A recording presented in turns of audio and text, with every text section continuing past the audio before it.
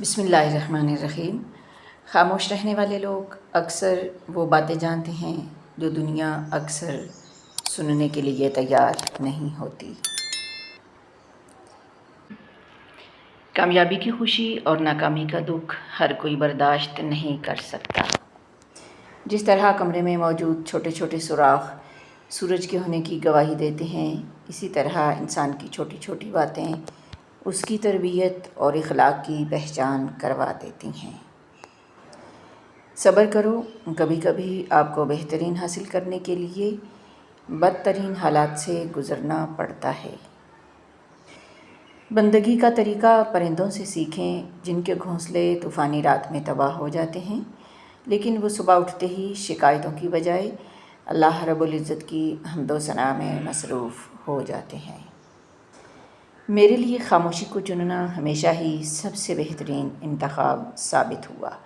میں نے کبھی چیزوں یا انسانوں کو فکس کرنے کی کوشش نہیں کی۔ مجھے جب بھی لگا یہ چیزیں میرے کنٹرول سے باہر ہیں، میں نے خاموشی اختیار کی۔ میں یہ نہیں سمجھتی کہ ہر شخص میرے جواب کا مستحق ہے۔ باخدا آدمی کے لیے خود اپنے عمل کے پیچھے چھپی نیت کا اندازہ کرنا مشکل ہے۔ نہ جانے کیسے وہ دوسروں کی نیتوں کے فیصلے کرنے بیٹھ جاتا ہے۔ ابن قیم رحمۃ اللہ علیہ۔ جب آپ جوان ہوں تو بوڑھوں کا احترام کریں، جب آپ طاقتور ہوں تو کمزوروں کی مدد کریں، جب آپ غلط ہوں تو اعتراف کریں، کیونکہ ایک دن آپ بھی بوڑھے، کمزور اور غلط ہوں گے۔ زندگی ایک بار ملتی ہے، اسے خوبصورتی سے گزارو۔ زندگی مشکلات کا نام نہیں بلکہ ان پر قابو پانے کا نام ہے۔ جو وقت گزر گیا وہ کبھی واپس نہیں آتا۔ زندگی میں خوش رہنا سب سے بڑی کامیابی ہے۔ کچھ لوگ وقت کے ساتھ بدل جاتے ہیں اور بہتر ہو جاتے ہیں، لیکن اس کے بعد جب ہم ان کی وجہ سے سالوں تک تکلیف اور زخم سہتے رہے تو پھر موقع دینے کا وقت گزر چکا ہوتا ہے۔ ہم اپنی تمام تر کوششیں کر چکے ہوتے ہیں، ہمارا دل ان سے بے نیاز ہو چکا ہوتا ہے اور ہماری جذباتی تپش ختم ہو چکی ہوتی ہے۔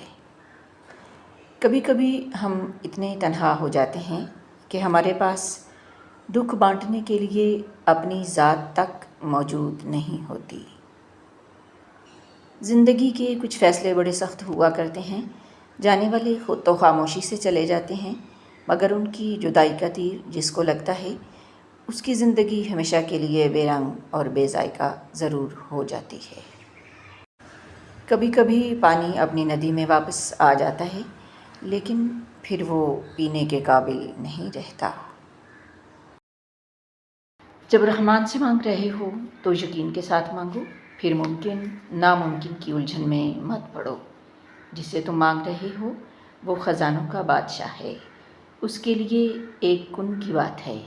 وہ اسباب بھی بنا دے گا، وسیلے بھی پیدا کر دے گا اور بند دروازے بھی کھول دے گا۔ بس نیت صاف رکھو، اللہ رب العزت پر توکل رکھو۔ اللہ کریم آپ کو آسانیاں عطا فرمائے اور آسانیاں تقسیم کرنے کا شرف عطا فرمائے۔ آمین ثم آمین۔